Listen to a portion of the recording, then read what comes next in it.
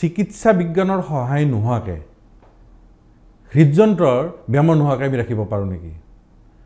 তাৰ উত্তৰটো আপোনালোকৰ নিজৰ ওচৰতে আছে।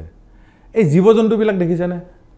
চিৰিয়াখানাত যাওক নাইবা আপুনি জংঘলত যাওক, কাজিৰঙাত যাওক, কৰবাত যাওক, তেওঁলোকে হাৰ্ট এটাকত মৰা শুনিছে নেকি? হাৰ্ট এটাকত নমৰে, কিবা ইনফেকশ্যন হৈ মৰে। কিয়? নেচাৰেল। তেওঁলোকৰ মানে ব্ৰেইনটো কমকৈ কাম কৰিব, সেইটো চিন্তা নকৰে, এম্বিশ্যন নাই, ষ্ট্ৰেছ নাই, আৰু নেচাৰেল খাব। তাৰমানে কি নেচাৰেল মানে কি?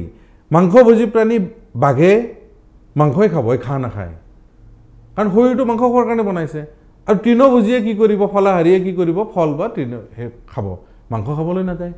এতিয়া আমাৰ মানুহে কি কৈছে, সৰ্বভোজী হৈ চব খাইছোঁ আৰু ব্ৰেইনটো অযথা ইউজ কৰিছোঁ, এংজাইটি কৰিছোঁ, ফলত হাৰ্টটো বেমাৰ হৈছে। গতিকে এইটো চিকিৎসা বিজ্ঞানে দেখিছে যে এইখিনি চিকিৎসা বিজ্ঞানৰ যদি ওচৰত নোযোৱাকৈ আমি ঠিক কৰিব লাগে, এইখিনি আমাৰ জীৱনশৈলীটো চেঞ্জ কৰিব লাগিব। কেনেকুৱা ধৰণৰ? যে গো নেচাৰেল, কাৰ্বহাইড্ৰেট, ফেট আৰু প্ৰটিন, গতিকে গোটেইখিনি 99% আমাৰ খাদ্যৰ ভিতৰত পৰে। সন্মুখত যি খাদ্যই পৰে এইখিনি থাকে। কাৰ্বহাইড্ৰেট মানে চাউলৰ পৰা, আটা ময়দাৰ পৰা বনা বস্তু। প্ৰটিন দুই প্ৰকাৰৰ, এনিমেল আৰু ভেজিটেবল।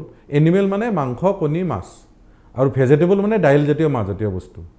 আমি কেনেকৈ কৰিব লাগিব? বয়সৰ লগে লগে 25 বছৰৰ পিছত কাৰ্বহাইড্ৰেটৰ পৰিমাণ কমাই দিয়ক। তাৰমানে ভাত, ৰুটি, বিস্কিট এইবিলাক বস্তু পৰিমাণটো 3/1 কমাই দিব। কিন্তু পেটটো ভৰিব লাগিল, ভৰিবৰ কাৰণে, উইকনেছ নহ'বৰ কাৰণে দাইলজাতীয়, ভেজিটেবল প্ৰটিন, মাহজাতীয় বস্তু খুব বঢ়াই দিয়ক, ফল মূল বঢ়াই দিয়ক, শাক পাচলি বঢ়াই দিয়ক। মাংস, কণী টেষ্টৰ কাৰণে কেতিয়াবা খাব কম পৰিমাণে, মাছ সদায় খাব পাৰি যদি ঘৰত কম তেলেদি বনায়।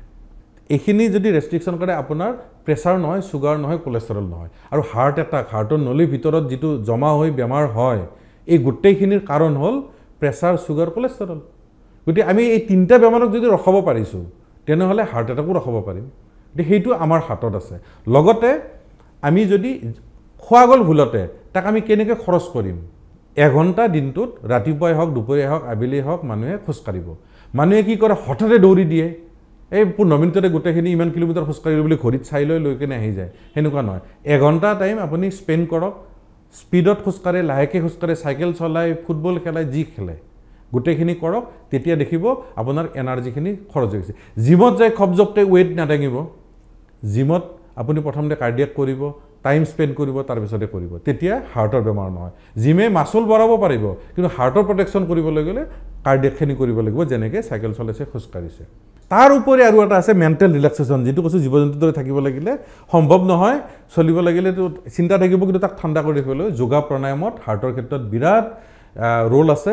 আৰু এতিয়া নতুন ৰিচাৰ্চ ওলাইছে আমাৰ, যে ভাল এটা টোপনি, গুড শ্লিপ বৰ দৰকাৰ।